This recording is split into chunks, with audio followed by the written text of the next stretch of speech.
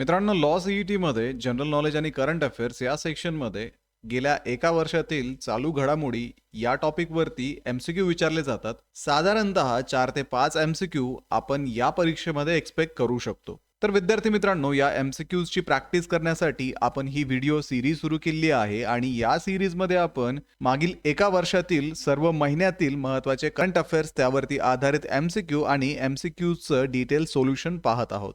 तर आजच्या या व्हिडिओमध्ये आपण फेब्रुवारी महिन्यातील महत्त्वाचे करंट अफेअर्स पाहणार आहोत. तर हॅलो विद्यार्थी मित्रांनो, मी तुमचा एज्युकेटर अरविंद आणि तुमचं स्वागत आहे ग्लोबल ऑनलाईनमध्ये.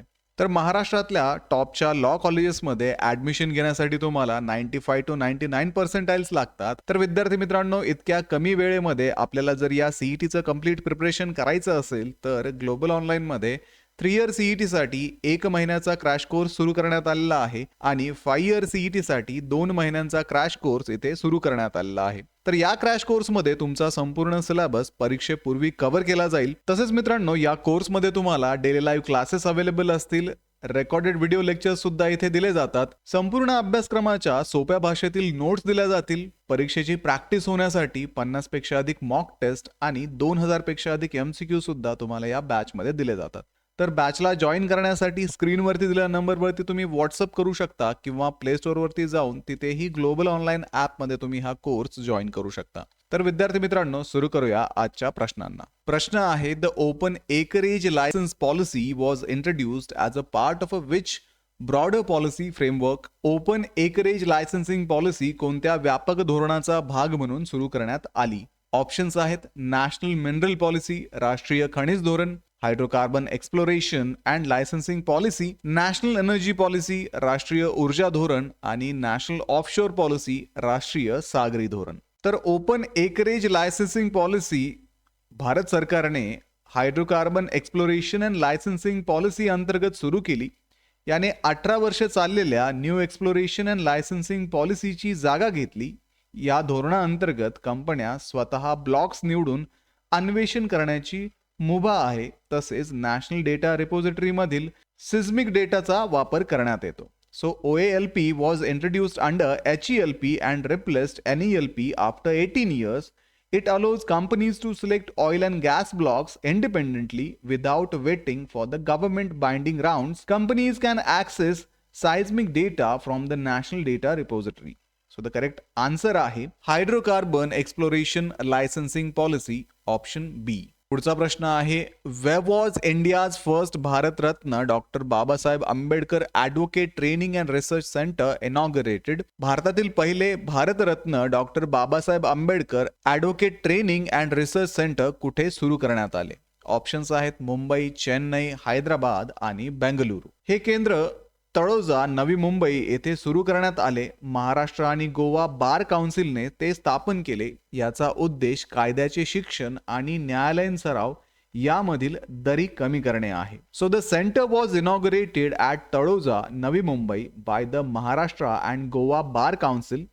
It aims to bridge the gap between legal education and courtroom practice and improve professional standards. So the correct answer आहे ऑप्शन ए, मुंबई.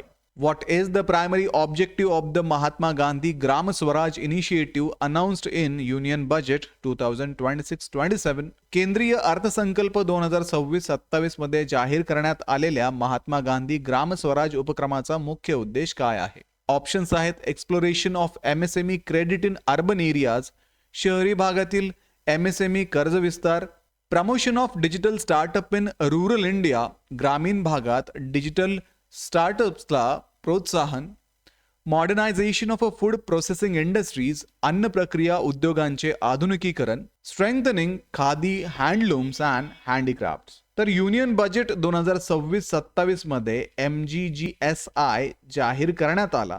याचा उद्देश खादी, हातमाग आणि हस्तकला क्षेत्र मजबूत करणे आहे. यामुळे कारागीर, विणकर आणि ODOP लाभार्थ्यांना बाजारपेठा उपलब्ध होतील. So MGGSI was announced in Union Budget 2026-27 to strengthen Khadi, handloom and handicraft sector. It aims to improve branding, global access and sustainable livelihood for artisans. त्यामुळे या प्रश्नाचं योग्य उत्तर आहे option D, strengthening khadi handloom and handicraft, khadi हातमाग, हस्तकला, बळकटीकरण. पुढचा प्रश्न आहे ज्ञान Bharatam mission is a flagship initiative of a which ministry. ज्ञान भारतम मिशन कोणत्या मंत्रालयाचा प्रमुख उपक्रम आहे? ऑप्शन्स आहेत मिनिस्ट्री ऑफ कल्चर, संस्कृती मंत्रालय, मिनिस्ट्री ऑफ एज्युकेशन, शिक्षण मंत्रालय, मिनिस्ट्री ऑफ टुरिझम, पर्यटन मंत्रालय आणि ministry of electronic and information technology, electronics व माहिती तंत्रज्ञान मंत्रालय. ज्ञान भारतम मिशन युनियन बजेट 2025-26 मध्ये जाहीर झाले. 2025 ते 2031 कालावधीसाठी 491.66 कोटी मंजूर करण्यात आले. 7.5 लाखाहून अधिक हस्तलिखितांचे डिजिटायझेशन झाले असून 1.29 लाख पोर्टलवरती उपलब्ध आहेत. So the Gyan Bharatam was announced in Union Budget 2025-26 by the Ministry of Culture. Rupees 491.66 crore was approved for 2025 to 2031. Over 7.5 lakh manuscripts have been digitized and 1.29 lakhs are available online. त्यामुळे या प्रश्नाचं योग्य उत्तर आहे ministry of culture, संस्कृती मंत्रालय, option A. The Govardhan scheme is an integral component of a which government mission? Govardhan योजना कोणत्या शासकीय मिशनचा अविभाज्य भाग आहे? ऑप्शन्स आहेत नॅशनल बायोगॅस मिशन, राष्ट्रीय biogas mission, national rural livelihood mission, राष्ट्रीय ग्रामीण आजीविका mission, national agro forestry mission, राष्ट्रीय कृषी वनीकरण मिशन. तर गोवर्धन योजना 2018 मध्ये स्वच्छ भारत मिशन ग्रामीण अंतर्गत सुरू झाली. ही योजना जैविक कचऱ्याचे बायोगॅस व बायोस्लरीमध्ये रूपांतर करण्यावरती आधारित आहे. 27 जानेवारी 2026 पर्यंत CBG प्रकल्पाची माहिती गोवर्धन पोर्टलवरती उपलब्ध आहे. So Govardhan was launched in 2018 under स्वच्छ भारत मिशन ग्रामीण. It focused on converting biodegradable waste into biogas and bioslurry. As of 27 January 2026, project details are available on the Govardhan portal. So the correct answer, option D, Swachh Bharat Mission Gramin. पुढचा प्रश्न आहे which institution developed a solar powered energy storage device that can capture and store energy in a single unit. एकाच युनिटमध्ये ऊर्जा संकलन व साठवण करणारे सौर ऊर्जेवरती आधारित उपक्रम कोणत्या संस्थेने विकसित केले? ऑप्शन्स आहेत Indian Institute of Science Bengaluru, भारतीय विज्ञान संस्था, Bhabha Atomic Research Centre Mumbai, Bhabha अणुसंशोधन केंद्र, Centre of Nano and soft matter Science Bengaluru आणि इंडियन इन्स्टिट्यूट ऑफ टेक्नॉलॉजी, भारतीय तंत्रज्ञान संस्था दिल्ली.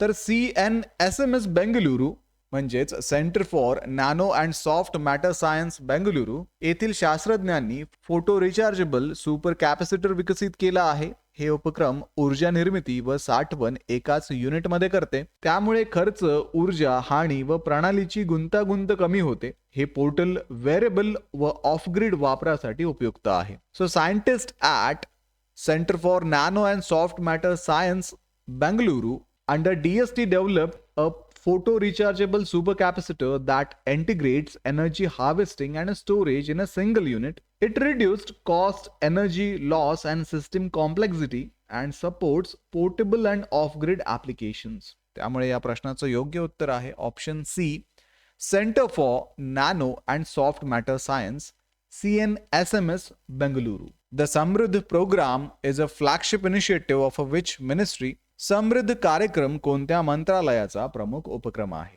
ऑप्शन्स आहेत ministry of commerce and industry, वाणिज्य आणि उद्योग मंत्रालय, ministry of skill development and entrepreneurship, कौशल्य विकास व उद्योजकता मंत्रालय, ministry of electronics and information technology, electronics व माहिती तंत्रज्ञान मंत्रालय आणि मिनिस्ट्री ऑफ फायनान्स, वित्त मंत्रालय.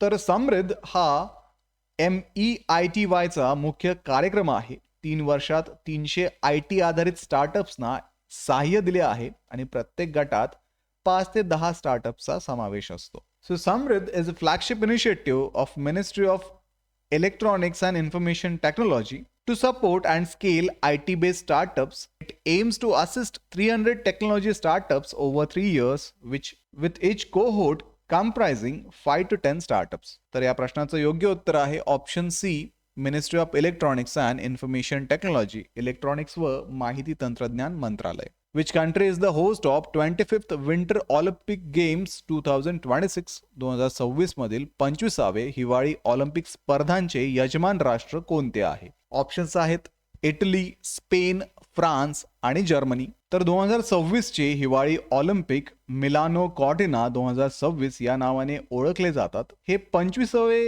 हिवाळी ऑलिम्पिक आहेत. स्पर्धा मिलान व कॉर्टिना द ॲपेझो येथे होणार आहे. इटली चौथ्यांदा ऑलिम्पिकचे आयोजन करीत आहेत. अधिकृत ब्रीदवाक्य आहे it's your vibe. So the 25th Winter Olympic Games 2026 officially called Milano Cortina 2026 and it will be hosted by Italy. Event will be held in Milan, Cortina di Ampezzo. It marks Italy's 4th time hosting the Olympics. The official motto is it's your vibe. So the correct answer आहे option A, Italy. पुढचा प्रश्न आहे black swan summit India was organised by which state government under Bharat Netra initiative. Bharat नेत्र उपक्रमाअंतर्गत black swan summit India कोणत्या राज्य सरकारने आयोजित केले? ऑप्शन्स आहेत कर्नाटका, महाराष्ट्र, गुजरात आणि ओडिशा. तर black swan summit India Bhubaneswar येथे ओडिशा सरकारने आयोजित केली. हा 2 दिवसांचा कार्यक्रम असून AI, फिनटेक आणि इन्शुरटेक क्षेत्राला प्रोत्साहन देणे हा उद्देश आहे. जवळपास 100 वक्ते 5 खंडातून यामध्ये सहभागी झाले आहेत. So the summit was organised by Odisha government in Bhubaneswar under the Bharat Netra initiative. It aims to position Odisha as a hub for AI, fintech and insurtech with nearly 100 speakers from 5 continents participating. तर या प्रश्नाचं योग्य उत्तर आहे ऑप्शन सी, ओडिशा. पुढचा प्रश्न आहे which authority released India's first comprehensive standard operating procedure for handling mass fatality incidents. मोठ्या प्रमाणातील मृत्यू घटनांच्या व्यवस्थापनासाठी भारताचा पहिला सर्वसमावेशक SOP कोणत्या प्राधिकरणाने प्रसिद्ध केला? ऑप्शन्स आहेत नॅशनल डिझास्टर रिस्पॉन्स फोर्स, राष्ट्रीय आपत्ती प्रतिसाद दल NDRF, ministry of health and family welfare, आरोग्य व कुटुंब कल्याण मंत्रालय, नॅशनल डिझास्टर मॅनेजमेंट अथॉरिटी, राष्ट्रीय आपत्ती व्यवस्थापन प्राधिकरण NDMA, central bureau of investigation, केंद्रीय अन्वेषण विभाग CBI. तर 2025 मधील मोठ्या आपत्तींच्या पार्श्वभूमीवरती NDMA ने national disaster management guideline on comprehensive disaster victim identification and management प्रसिद्ध केले. हे भारतातील मोठ्या प्रमाणातील मृत्यू घटनांच्या साठी पहिले सर्वसमावेशक SOP आहे. यामध्ये ओळख, नोंदणी व सन्मानपूर्वक हाताळणी मानक प्रक्रिया निश्चित केली आहे. So following major disaster in 2025, NDMA released India's first comprehensive SOP titled national disaster management guideline on comprehensive disaster victim identification and management. It standardizes identification, documentation and dignified handling of victims during a mass fatality incident. तर या प्रश्नाचं योग्य उत्तर आहे option C, national disaster management authority, राष्ट्रीय आपत्ती व्यवस्थापन प्राधिकरण. तर मित्रांनो, हे होते फेब्रुवारी महिन्यातील महत्त्वाचे करंट अफेअर्स. त्यावरती आधारित MCQ आणि त्याचा आन्सर्स आपण आजच्या व्हिडिओमध्ये डिस्कस केलेला आहे. तर मित्रांनो, आपल्या या परीक्षेसाठी आता खूप कमी वेळ शिल्लक आहे आणि या परीक्षेचं प्रिपरेशन करण्यासाठी ग्लोबल ऑनलाईन मध्ये 3 इयरसाठी 1 महिन्याचा क्रॅश कोर्स आणि 5 इयरच्या विद्यार्थ्यांसाठी 2 महिन्यांचा क्रॅश कोर्स सुरू करण्यात आलेला आहे. सोबतच विद्यार्थी मित्रांनो, या परीक्षेचं प्रिपरेशन करण्यासाठी ग्लोबल ऑनलाईन पब्लिकेशनचे थिअरीचे आणि क्वेश्चन पेपर सेट असणारे मराठी आणि इंग्रजी अशा दोन्ही माध्यमामधील पुस्तकं आता Amazon वरती आणि तुमच्या जवळच्या पुस्तक विक्रेत्याकडे अवेलेबल आहेत. आणि या बुकमध्ये संपूर्ण सिलेबस कव्हर केलेला असून सोबतच विद्यार्थी मित्रांनो, प्रश्नसंचामध्ये तुम्हाला 2600 पेक्षा अधिक प्रश्न इथे प्रॅक्टिससाठी दिलेले आहेत. त्यामध्ये तुम्हाला मागील वर्षाचे ऍक्च्युअल PYQ सुद्धा मिळणार आहेत आणि थिअरीच्या बुकमध्ये सर्व सिलेबस इथे कव्हर केला जाणार आहे. तर डिस्क्रिप्शन मध्ये दिलेल्या लिंक वरती जाऊन आजच हे बुक ऑर्डर करा किंवा तुमच्या जवळच्या पुस्तक विक्रेत्याकडे याची चौकशी करा. तर व्हिडिओला लाईक करा, तुमच्या मित्रांना हा व्हिडिओ शेअर करा, ग्लोबल ऑनलाईनला सबस्क्राईब करा. सोबतच विद्यार्थी मित्रांनो, एक्झामचं प्रिपरेशन आता तरी सुरू करा. भेटूया पुढच्या व्हिडिओमध्ये. थँक्यू.